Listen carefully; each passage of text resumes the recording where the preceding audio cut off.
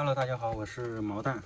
然后今天没有录视频，忙了一天，刚忙完，现在刚回到三轮车，给大家说一下。我现在还在这个苏察镇。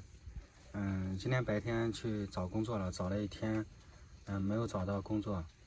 我就是想找那种兼职，可以干一两天，或者是半天，或者两三天的那种临时工。可是找了一天都没有找到。附近我也都找遍了。嗯，我为什么要干兼职呢？因为我身上已经没有钱了，现在浑身上下只剩下680块钱了。所以我想边旅行边做兼职，然后把这一趟旅行走完。嗯，其实我在从台州第二次出发的时候，我身上已经没钱了，还剩1900多块，2000不到。然后这一个多月，花了1000多，省吃俭用花了1000多，现在还剩600多块了。所以当时我在台州出发的时候没钱的时候，我就没想过放弃。我想着大不了啊，就是穷游嘛，真正的穷游嘛。然后就是边打工边往前走，就是这样，只是走得慢一些而已。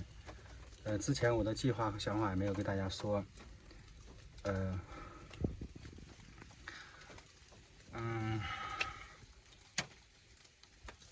怎么说呢？我之前也不算穷游吧，之前算接近穷游，不是真正意义上的穷游。而这一次呢，我就打算真正的穷游。但是想象归想象，但是现实当中，它跟视频里、跟那个电影里演的差距还是很大的。你想穷游，就是说，你比如我现在碰到的困境就是临时工兼职，就是边打工边往前走是很困难的。然后因为在小镇上和这种小县城、小镇上是没有那种可以打半天工、一天工，或者是2天工、3天工的工作。在省会城市、市级城市、一线城市有很多这样的临时工的工作，但是在内地的一些小镇和县城根本找不到那种临时工，想靠打工往前走是真的很难。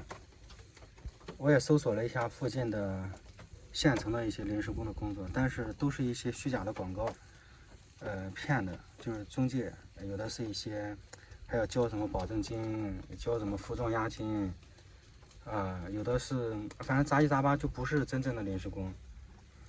在这种发达，就是说经济不发达的地方，那种临时工啊什么东西，他们本地人很容易找到，但是像我这个外地人在当地就找不到。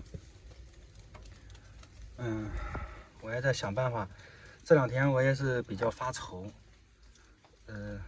我之前没有做过这样的事，然后就是实在没办法了，所以我今天就是硬着头皮尝试一下去找工作。本来也想做成视频和大家分享，但是由于我没经验，也有觉得很尴尬，所以也没拍视频。我想着到后面等熟悉了再拍给大家看。头1、2次兼职先不拍给大家看，可是我连第一次干兼职的机会都没有，感觉。今天问了几十个，就是说地方，然后一听我是外地口音，就是有意思想干个找1天2天的，都是想本地的路熟啊什么东西的。然后我呢，再说他有一些兼职是我不适合干的，就是有一些是送东西的，或者是他们本地要对本地有一定的了解的，但是我一听我的口音是外地人嘛，他们就不要嘛，就是这样。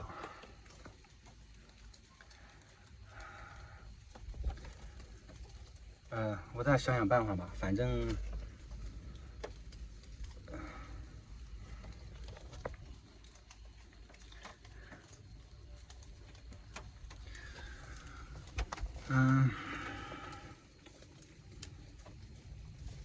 今天先这么说吧，反正我再想想办法，发扬一下这个行者精神。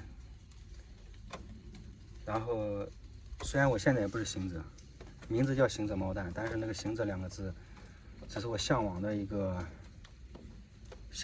名称，还没有达到行者的那种水平。